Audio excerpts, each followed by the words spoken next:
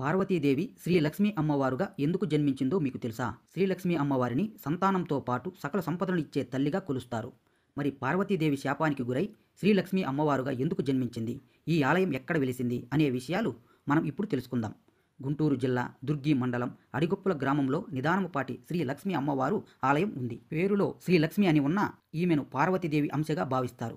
ఇక ఆలయ పురాణం విషయానికి వస్తే పూర్వము కైలాసంలో పార్వతీ పరమేశ్వరులు కూర్చుని ఉండగా ప్రమథగానాలు నాట్యం చేస్తున్నారు. అప్పుడు నందీశ్వరుని చూసి పార్వతీదేవి హేళనగా నవ్విందట.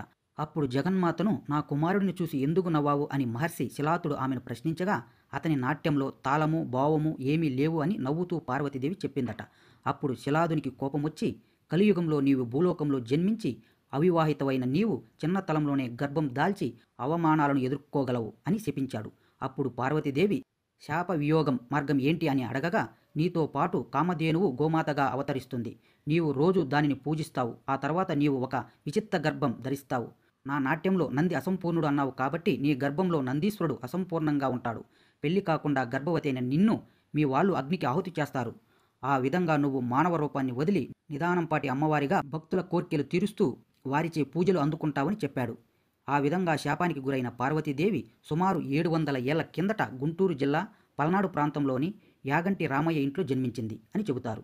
4 కుమారుల తర్వాత పుట్టిన ఆమెకు శ్రీలక్ష్మి అని పేరు పెట్టారు. రామయ్యకి పశు సంపదలో కామధేనువు అనే గోవు ఉండేది. శ్రీలక్ష్మి ప్రతిరోజు గోశాలకు వెళ్లి గోవు చుట్టూ ప్రదర్శన చేసి చింతాన్ని తాగుతూ ఉండేది. ఒకరోజు కామధేనువుతో ఒక ఆంబోతు క్రీడించింది. అది తెలియని శ్రీలక్ష్మి రోజులాగే వెళ్లి గోమాతను పూజించి కోపం చింతాన్ని తాగితే అప్పుడు ఆమె కొన్నాళ్లకు గర్భం దాల్చింది. ఆ విషయం తెలిసిన గ్రామస్తులు ఆమెని, వారి ఇంటి వారిని చాలా అవమానించారు. దాంతో కోపానికి గురైన ఆమె అన్నయ్యలు శ్రీలక్ష్మిని పొలానికి పిలిపించి ఆమెకు నిప్పు పెట్టి అగ్నికి ఆహుతి చేశారు. అప్పుడు ఆ అగ్నిలోకి గోశాలలో ఉన్న కామధేనువు కూడా వచ్చి అగ్నిలోకి దూకి ఆహుతయింది. అలా మంటలకు ఆహుతైన శ్రీలక్ష్మి శిలగా మారిపోయింది. తరువాత ఆమె ఒక 11 ఏళ్ల బాలికను పూని, ఆదివారం నన్ను అగ్నికి ఆహుతి చేశారు కనుక ప్రతి ఆదివారం పసుపు కుంకుమలతో నాకు పూజలు చేయాలి. నన్ను దర్శించుకునే వాళ్ళు అందరూ కూడా ఎండలోనే నిలబడాలి. నాకు ఆలయాన్ని నిర్మించవద్దు అని చెప్పిందట. అందుకే అమ్మవారు వెలిసిన ప్రదేశం చుట్టూ 10 అడుగుల మేర స్థలాన్ని విడిచిపెట్టి మందిరాన్ని నిర్మించారు. అమ్మవారి దీక్ష చేసే భక్తులు 40 రోజులు దీక్ష పూర్తయ్యాక ఇరుముడులు కట్టుకొని కాలినడకన వచ్చి మొక్కులు తీర్చుకుంటారు.